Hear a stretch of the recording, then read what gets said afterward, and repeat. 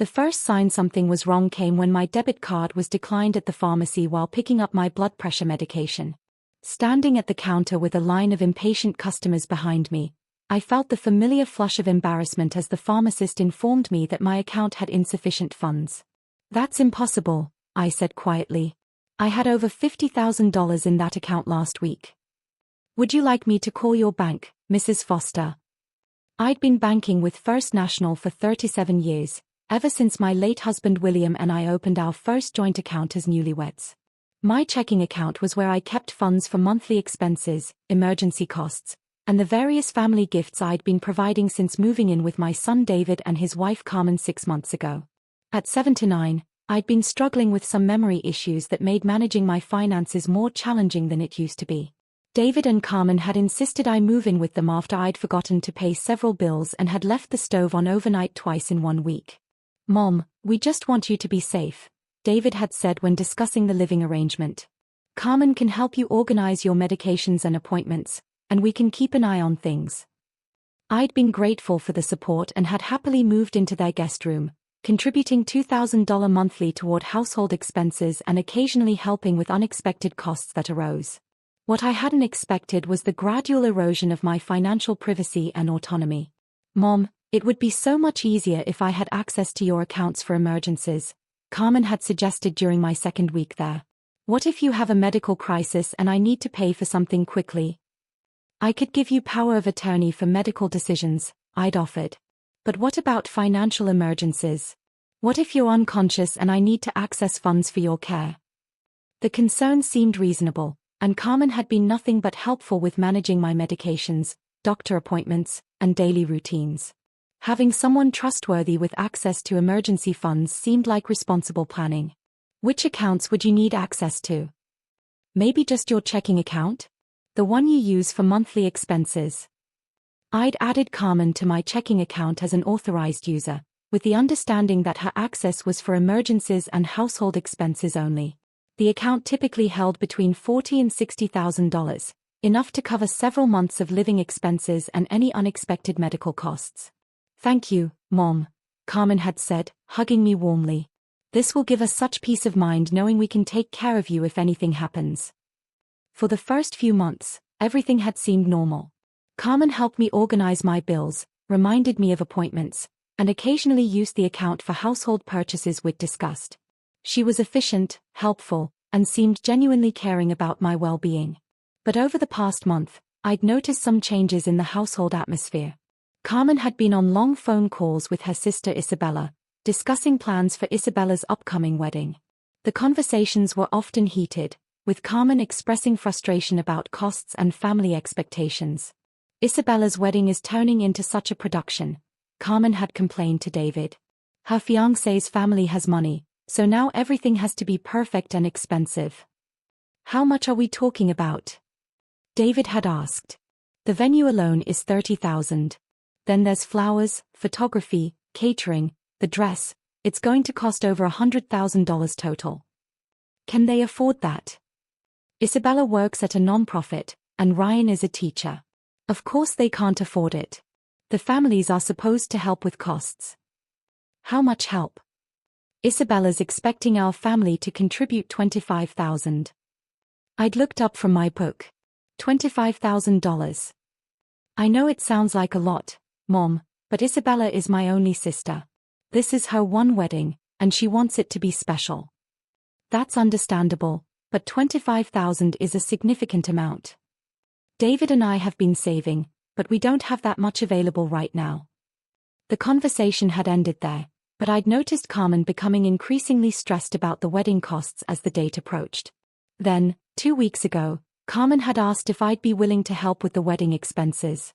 "Mom, I know this is a big ask, but would you consider contributing to Isabella's wedding?" "How much were you thinking?" "Maybe $10,000?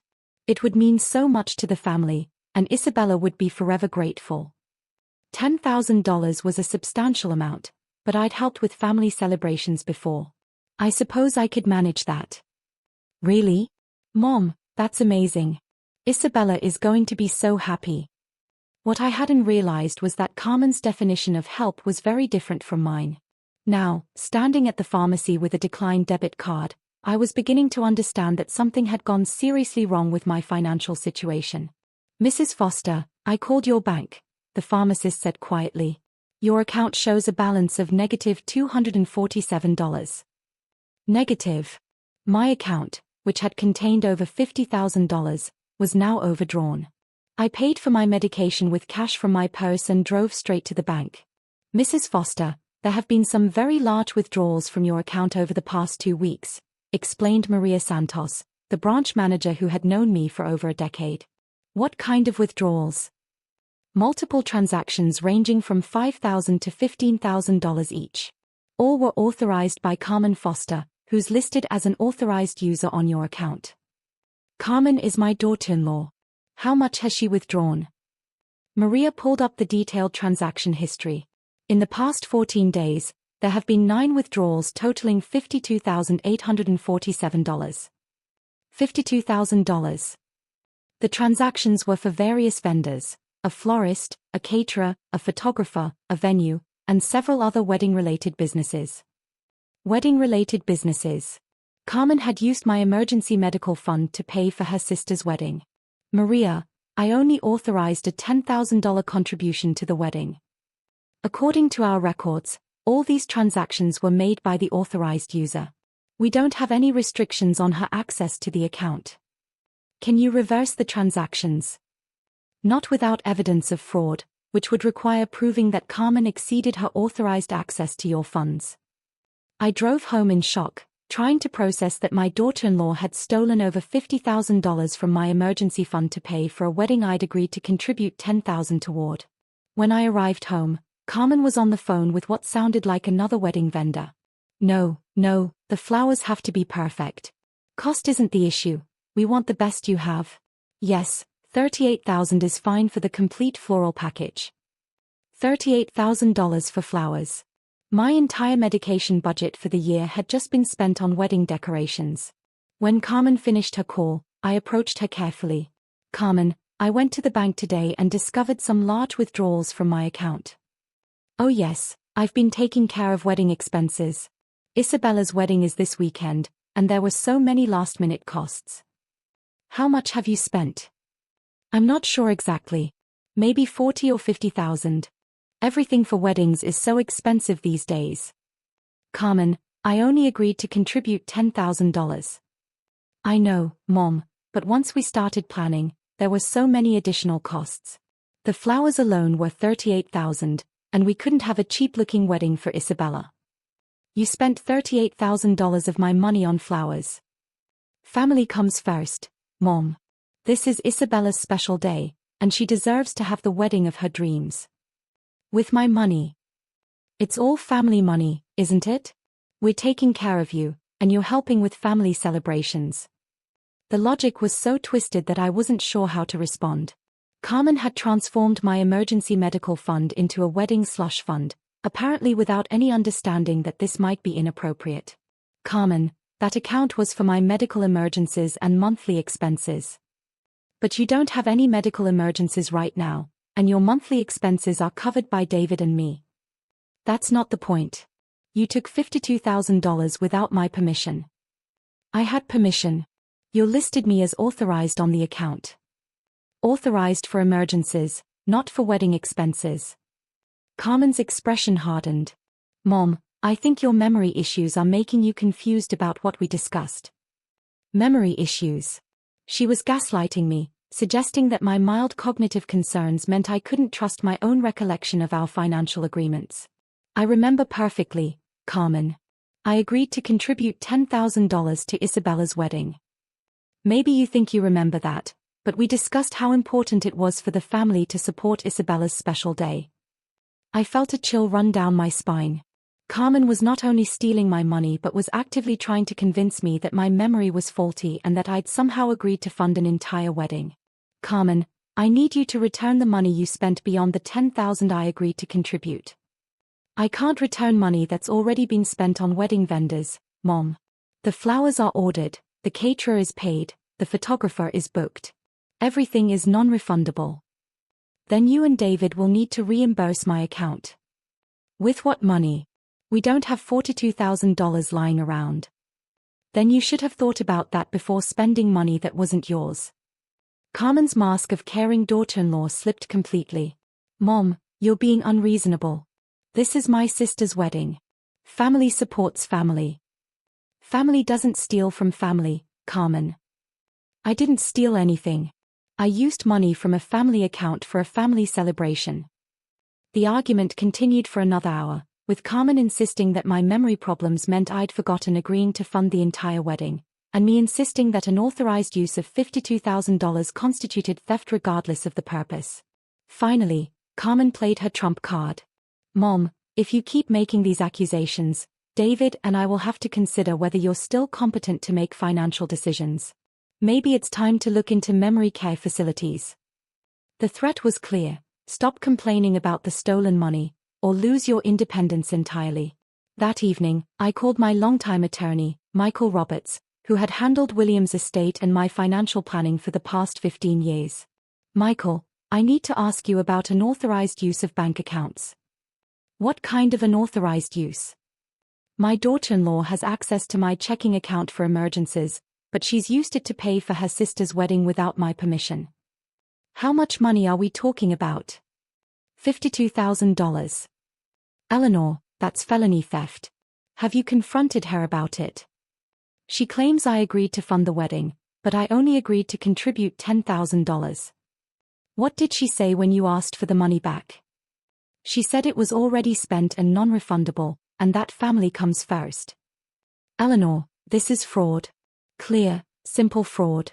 The fact that she had authorized access doesn't give her the right to exceed the scope of that authorization. What should I do? Document everything. Get bank records showing the unauthorized transactions. And consider filing a police report if you want to recover the money. Would filing a police report mean Carmen would be arrested? Possibly. Theft of $52,000 is a serious felony. As I hung up the phone, I thought about family loyalty, financial abuse, and the difference between helping someone and being robbed by them. Carmen had spent more on flowers for one wedding than I spent on medical care in an entire year. She'd done it with my money, without my permission, and was now threatening my independence if I complained about it. Tomorrow, Isabella's wedding would be a beautiful, expensive celebration funded by theft from an elderly woman with memory issues. But the wedding photos wouldn't show the cost beyond the financial expense. They wouldn't show the violation of trust, the exploitation of vulnerability, or the complete lack of remorse from someone who thought family loyalty meant unlimited access to other people's money. What they also wouldn't show was that the elderly woman who'd been robbed was about to demonstrate that memory issues don't prevent someone from understanding the difference between helping family and being victimized by them. Isabella's wedding was everything Carmen had promised it would be: extravagant, beautiful, and completely funded by my stolen savings. The venue was a luxury resort, the flowers were museum-quality arrangements, and every detail reflected the cost-is-no-object approach that my $52,000 had made possible. That I attended as planned, wearing my best dress and bringing a modest gift, determined to act normally while documenting everything for the fraud investigation I'd decided to pursue. Mrs. Foster, you must be so proud, gushed the wedding coordinator as I arrived. Carmen told me you were the generous family member who made this dream wedding possible. Generous family member. Carmen had positioned my theft as my gift, turning my exploitation into my generosity. It's certainly a beautiful event, I replied carefully. Throughout the reception, I was introduced to vendors and family friends as the wonderful mother-in-law who funded Isabella's perfect day. Carmen had created a narrative where I was the fairy godmother who'd made the wedding dreams come true, rather than the victim who'd been robbed to pay for them. Mrs. Foster, your contribution made such a difference, said the florist, a woman who'd been paid $38,000 of my money for arrangements that would last one day. Isabella's vision required the finest flowers, and your generosity made it possible. I smiled and nodded, taking mental notes for my meeting with Detective Williams on Monday morning. The wedding cake alone cost more than my monthly medication budget. The photographer's fee exceeded my quarterly medical expenses. Every detail of the celebration represented money stolen from an elderly woman's emergency fund, reframed as family love and support. Aren't you happy to see how beautiful everything turned out? Carmen asked as we watched Isabella dance with her new husband. It's very impressive, I said calmly. I knew you'd understand once you saw how perfect everything was. This is what family does for each other. Yes, family relationships are very important. Exactly. And Isabella will remember forever that you made her dream wedding possible. What Isabella would remember, I thought, was that her dream wedding was built on the financial exploitation of an elderly family member, assuming she'd been told the truth about where the money came from. Carmen, does Isabella know how her wedding was funded? She knows that family came together to support her special day. Does she know specifically that the money came from my account? Carmen looked uncomfortable. She knows that everyone contributed what they could. But does she know that I contributed $52,000 instead of the $10,000 I agreed to? Mom, let's not get into financial details at Isabella's wedding. This is a celebration. The evasion told me everything I needed to know. Isabella thought various family members had contributed to her wedding costs. She didn't know that one elderly woman had been robbed to fund the entire celebration. Monday morning, I met with Detective Williams at the police station, armed with bank records, documentation of our original agreement, and detailed notes from the wedding weekend. Mrs. Foster, this is a textbook case of elder financial abuse, Detective Williams explained after reviewing my evidence. The fact that your daughter-in-law had authorized access doesn't give her the right to exceed the scope of that authorization. What happens next? We'll need to interview Carmen and get her version of events. But based on this documentation, she's clearly committed felony theft. Will she be arrested? If the evidence supports charges, yes. Theft of $52,000 is a serious crime, regardless of family relationships. What about the wedding vendors? They were paid with stolen money. That's where it gets complicated. The vendors received payment in good faith, but if we can prove the money was stolen, they may be required to return it or provide restitution. Even though the wedding has already happened. Services provided with stolen funds still constitute receiving stolen property, even if the service providers weren't aware of the theft. Detective Williams scheduled interviews with Carmen, David, and Isabella for later that week. She also began the process of contacting the wedding vendors to inform them that they'd been paid with stolen funds and might be required to participate in restitution. Wednesday afternoon, Carmen came home from work looking shaken. Mom, I got a call from a police detective today. Oh? What about? She said there's been a complaint about unauthorized use of your bank account. That's concerning. What did you tell her? I told her that you'd given me permission to use the account for family expenses, including Isabella's wedding. And what did she say? She said that using $52,000 for a wedding when you'd only agreed to $10,000 constitutes theft, regardless of my access to the account. That does sound like theft. Carmen stared at me. Mom, did you file a police report against me? Carmen, did you steal $52,000 from my account? I didn't steal anything. I used family money for a family celebration. Money that wasn't yours, for expenses you hadn't been authorized to pay. But you have memory issues. You probably forgot that we discussed the full wedding costs. My memory is fine regarding our financial agreement, Carmen. $10,000, not $52,000. This is insane. I'm your daughter-in-law. We're family. Family doesn't steal from family, Carmen. David arrived home to find Carmen in tears and me calmly reading in the living room. What's going on here? Your mother filed a police report claiming I stole money from her account. David looked at me with shock. Mom, is that true? I reported the unauthorized use of $52,000 from my checking account. But Carmen had access to that account. For emergencies, not for wedding expenses. You said you wanted to help with Isabella's wedding. I agreed to contribute $10,000. Carmen spent $52,000. David sat down heavily. Carmen, you spent $52,000. The wedding costs got out of hand. Everything was so expensive, and I couldn't disappoint Isabella. But we don't have $52,000 to pay Mom back. That's the point, David. Carmen spent money she couldn't replace, from an account that wasn't hers, for expenses she hadn't been authorized to pay. The next few days were a whirlwind of police interviews, legal consultations, and family arguments. Carmen insisted she'd been helping family. David struggled to understand how the situation had escalated to criminal charges, and I remained firm that theft was theft regardless of the family relationships involved. The police investigation revealed that Carmen had systematically drained my account over 2 weeks, timing the withdrawals to avoid triggering bank alerts while maximizing her access to funds. She'd created a detailed spending plan that prioritized wedding expenses over my financial security, treating my emergency fund as her personal wedding budget. Mrs. Foster, Detective Williams reported, "Our investigation shows that Carmen spent your money on the following wedding expenses: $38,000 for flowers, $8,000 for photography upgrades, $6,000 for premium catering options, and smaller amounts for various luxury additions that weren't necessary for a basic wedding." So the money went entirely to wedding upgrades and luxury items. Every penny. And according to the vendors, Carmen presented herself as the primary benefactor who was paying for these upgrades out of generosity, not as someone using another person's money. What about Isabella? Did she know where the money came from?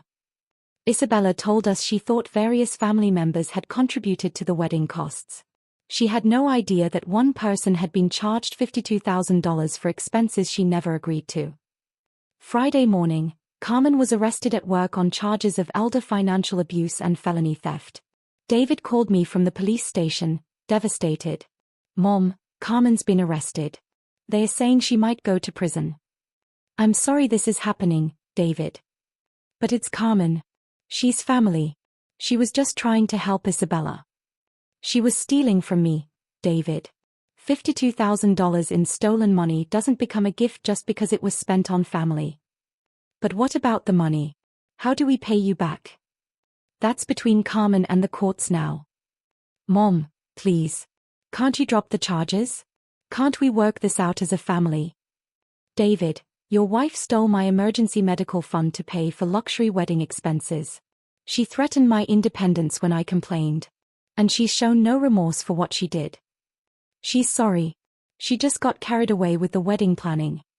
She got carried away with spending other people's money without permission." The arraignment was scheduled for the following week. Carmen was released on bail, but she'd been suspended from her job pending the outcome of the criminal case. The family was facing not only the criminal charges but also the civil restitution that would be required regardless of the criminal outcome. Isabella called me Sunday evening, crying and confused. "Mrs. Foster, I just learned that my wedding was paid for with money stolen from you. I had no idea." "I know you didn't, dear. Carmen told me that the family had come together to make the wedding special. I thought everyone had contributed what they could afford." "That's what Carmen wanted you to think. I feel sick about this. If I had known the money was stolen, I never would have accepted it." "What will you do now?" "Ryan and I are going to pay you back, even if it takes us years. We can't live with the knowledge that our wedding was funded by stealing from you."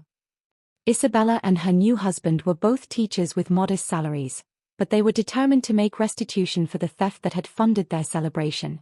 They'd already contacted an attorney about setting up a payment plan to repay the stolen funds. Carmen, meanwhile, was facing potential prison time, certain job loss, and a civil judgment that would follow her for decades. Her family comes first justification had resulted in the destruction of multiple family relationships and her own financial ruin. As I prepared for Carmen's trial, I reflected on the difference between family support and family exploitation, between generous giving and involuntary theft. Carmen had convinced herself that my money was family money, that my emergency fund was her wedding budget, and that my financial security was less important than Isabella's perfect day. But the fraud investigation would reveal the truth. That elder abuse doesn't become family love just because it's committed by relatives, that theft doesn't become generosity just because it's spent on celebrations. Most importantly, it would demonstrate that families protect their vulnerable members. They don't rob them to fund luxury expenses. Carmen's trial began 6 months after Isabella's wedding, and the evidence presented painted a picture of systematic financial exploitation that went far beyond one impulsive spending spree. "Your Honor," Prosecutor Sandra Martinez began, "this case represents a calculated campaign of elder financial abuse. The defendant didn't make one mistake, she made a series of deliberate choices to steal from a vulnerable elderly woman who trusted her. The prosecution's case was devastating.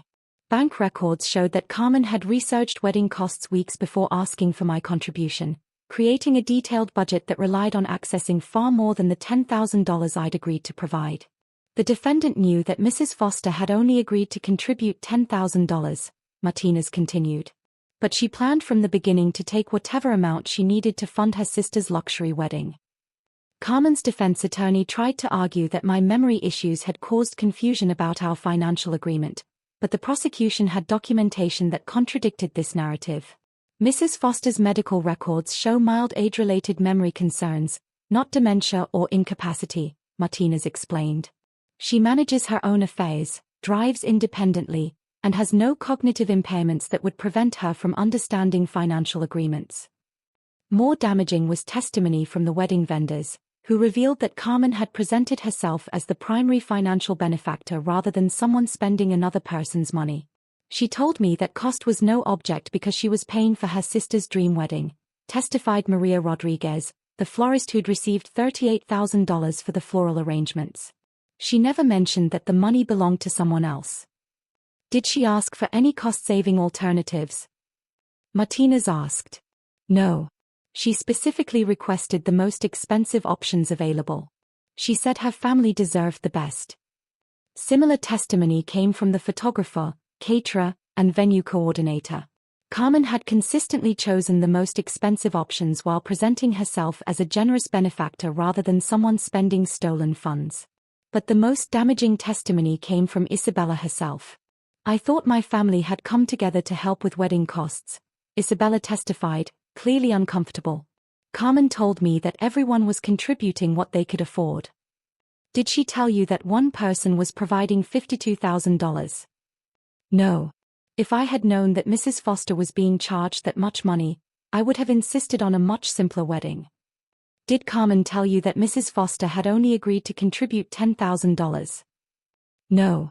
I thought Mrs. Foster was happy to help with the larger amount. Isabella's testimony revealed that Carmen had deceived not only me but also her own sister, allowing Isabella to accept stolen funds without knowing the true source. Carmen took the stand in her own defense, insisting that she'd been trying to help family and had gotten confused about the financial arrangements. I thought Mrs. Foster understood that weddings are expensive and that family supports family, she testified. But Mrs. Foster specifically told you she would contribute $10,000, Martinez challenged. She has memory issues. I thought she'd forgotten our later conversations about additional costs. What later conversations? Carmen couldn't provide details about any conversations where I'd agreed to fund the entire wedding, because those conversations had never happened. Ms. Torres, did you ask Mrs. Foster's permission before spending $38,000 on flowers? I thought she understood that weddings require expensive flowers. That's not what I asked. Did you specifically ask her permission to spend $38,000 of her money on flowers? No, but... Did you ask permission before spending $8,000 on photography upgrades? No. Did you ask permission before spending $6,000 on premium catering? No, but family comes first. Whose family were you prioritizing when you stole $52,000 from an elderly woman's emergency medical fund? The trial lasted 3 days, and the verdict was swift, guilty on all counts of elder financial abuse and felony theft. Carmen was sentenced to 18 months in prison, 5 years of probation, and restitution of the full amount plus interest and court costs. She was also banned from having any access to elderly people's financial accounts and required to complete courses on elder abuse prevention. But the criminal conviction was only the beginning of the consequences. Carmen lost her job immediately after the conviction. The Professional Licensing Board suspended her credentials pending review. Her credit score plummeted due to the criminal record and civil judgments. David filed for divorce 6 weeks after the conviction, unable to reconcile his marriage with his wife's systematic theft from his mother. I can't be married to someone who would steal from my mother and then threaten her independence when she complained about it, he told me during one of our conversations. I'm sorry your marriage ended, David. I'm sorry I didn't protect you better. I should have questioned Carmen's spending from the beginning. You couldn't have known she was stealing. But I could have paid more attention to how she treated you. I could have noticed that she saw you as a source of money rather than a person deserving respect. Isabella and Ryan had set up a payment plan to reimburse me for the wedding costs, sending me $500 monthly payments that would take years to complete but demonstrated their commitment to making things right. "We know it's not enough," Isabella wrote in a letter, "but we want you to know that we take responsibility for accepting stolen funds, even though we didn't know that's what they were." The wedding vendors faced their own consequences. Several had to refund portions of their payments as part of the restitution order, learning expensive lessons about verifying the source of funds for unusually large transactions. Maria Rodriguez, the florist, had been particularly affected. "I lost $8,000 in refunds, and I've had to completely change how I handle payments from family members," she told me when we met to discuss the restitution.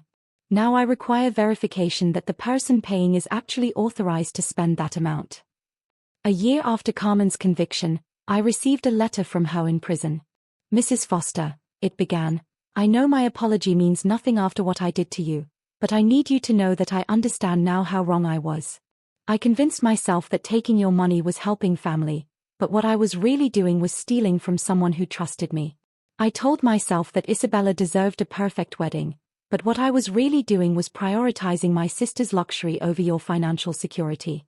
I've been working with a counselor here who specializes in financial crimes, and she's helped me see that what I did wasn't impulsive or confused, it was calculated theft from a vulnerable person.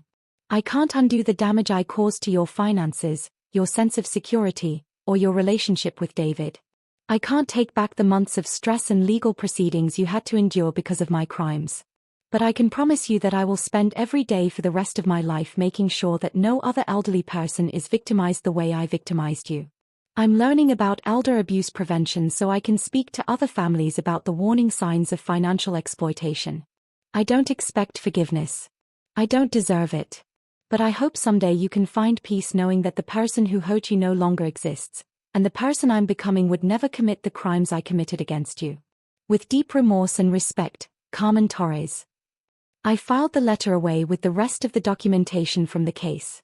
Not because I forgave Carmen, but because it represented the final chapter of a story that had begun with family exploitation and ended with justice and accountability.